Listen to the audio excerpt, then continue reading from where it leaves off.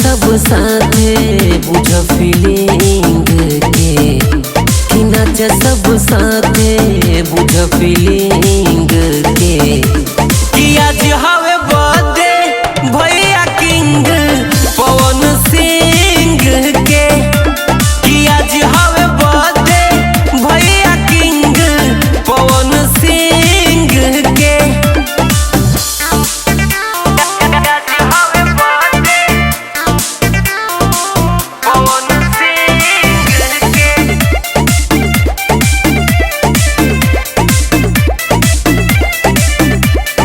Bollywood south हुआ दीवाना, बजे विदेश में भैया के गाना, बजे विदेश में भैया के गाना। अरे बॉलीवुड साउथ हुआ दीवाना, बजे विदेश में भैया के गाना।